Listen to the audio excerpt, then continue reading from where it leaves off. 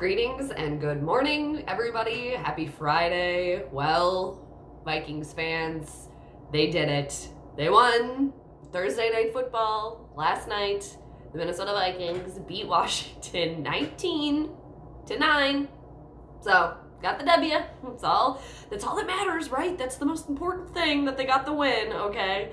I think, well, at this point, kind of most important thing, I guess. I think anything more at this point would be asking for too much. But whatever. Vikings got the win, 19-9, moving to 6-2, beating up on Washington, who were just getting more beat up as the game went on because my guy Case Keenum went down. So they moved to 1-7. Yeah, Washington moves to 1-7. I predicted the Vikings to lose because I knew it was going to get weird because it was, a Thursday night primetime game, only teams playing last night. Not to mention, of course, Case Keenum coming back, Adrian Peterson coming back, and then Kirky facing his former team. So it did get a little weird right away. We had the Stephon Diggs fumble right away, and then the Vikings had the stop, I think, on the fourth down. Did they stop him on like a fourth down or something? So it was just some weirdness right away. And then, too, speaking of fourth downs, like totally side note, why did the Vikings go for that fourth down when they didn't have to and then they didn't get it? I mean, not that it really matters. And I think what they were trying to do was just show that they could do it, like they're not scared of going for it on a fourth down, but you didn't get it done. You didn't do it. Okay. So it's just like there were little glimpses in this game where I felt like the team was trying to show that they were this high caliber team, the Vikings, and then they didn't do it. So it's okay, yeah, we won against Washington. We were heavily favorited. Should have got the win, and I predicted them to lose just because of so much weirdness and just I could have just seen it going the other way, and it kind of was, it wasn't set in stone at all up until, the third quarter. I mean, really, it's this game should have been over. If this is a Super Bowl winning team here, if everybody's getting really, really excited about the Minnesota Vikings being a contender here for the playoffs, this game should have been done by the second quarter. I mean, really, it really should have. But you know what? It just proves that when you have an attitude and you want to win, that can, surpass, you can usurp better players if you are playing with a better attitude. And it just, I know Adrian Peterson didn't really do a lot, but it was evident that he wanted to win that game. It was evident that he wanted to stick it to Minnesota. He openly admitted that he did. I don't know. I don't know. But the defense kind of got it together a little bit. It's, and they didn't let, the Minnesota defense didn't let Washington score any touchdowns. So, hey, that's great. You held them to field goals. But speaking of field goals, Dan Bailey was the Vikings' leading scorer last night with 12 out of those 19 points. Okay, there was only one Minnesota touchdown, and that was Dalvin Cook, I think, in the second quarter. Yeah, second quarter, I think. How did we only get one touchdown last night? How? That's not good enough. I just don't like that this team settles. They're such settlers. I feel like, but one game at a time here, got the win, but and it's I'm nitpicking now. I'm gonna start to nitpick because it's just I'm not gonna get excited about the Vikings being a playoff winning team when you only beat Washington by 10 points and one touchdown. I think that was my main issue, was one touchdown. And okay, Adam Thielen's out. Okay, rely on all your other people then, okay? Why didn't Dalvin Cook get another touchdown then if he's this amazing running back, right? Where was Stephon Diggs? Stephon Diggs did have a great game. He had 7 catches, 143 yards, but why weren't you in the end zone for any of those? It was weird that they didn't want to pack on more points. It's just kind of weird to me. And then the little, the safe little screen passes, I'm sick of those little tiny tosses that Cousins makes, to Cook or whoever, the little screen passes. Like, people are going to pick up on that very quickly. It was just like, they're just such little lobs. It's just like, I'm waiting for like a player to just like jump through like a dog going for like a frisbee, just being like, oh, look at this, sailing slowly through the sky. Snag. I could be worrying too much about nothing at this point. However, again, nitpicking.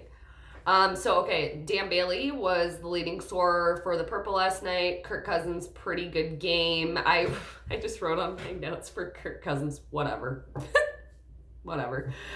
He made some decent tosses there, but it's like, whatever. I'm still not buying it. Not buying it at all. Because it's just like, especially with your former team too, don't you really want to pile on the points? Wouldn't you want to be launching into the end zone at any given time? Just to be like, see, you didn't want me because I couldn't make the throws, but look at me now, I'm making the throws. It just, I don't know. And maybe they weren't thinking about that. Every game's just a normal game. No game is more important. They were lies.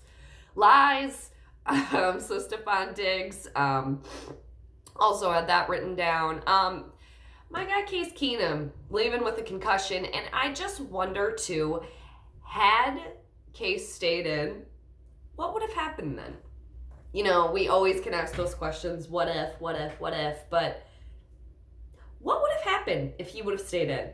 He wasn't playing poorly. He was playing pretty well. Just saying. Just throwing that out there, but we'll never know. I always wish Case Keenum well. I wish him luck. I was bummed out that he had a concussion, that he had to leave. But NFL, man. So, Keenum, wish you the best. Always, man. And I just think this game would have been... I don't know. It could have... I feel like they could have lost if Keenum would have stayed in. I don't know. And I don't know. We'll never know. So, what else do I have written down here? Xavier Rhodes. I am beyond over that dude. Over it. When is Holton Hill coming back? Because Xavier Rhodes, did he go out with a concussion again? Did he really have a concussion last night? Did I miss something? I mean, I was up getting some snacks for a couple of minutes there, but I didn't, really? Because he was in the tent, then he was in the locker room. It's always these, when he's playing absolutely horrid, when he's playing horribly, which is every game he seems to be getting worse and worse and worse, there's always some mysterious, injury that he's suffering. It's because you suck, dude. You stink. Okay? You stink. The only reason we still have you is because we're down corners, I think, at this point.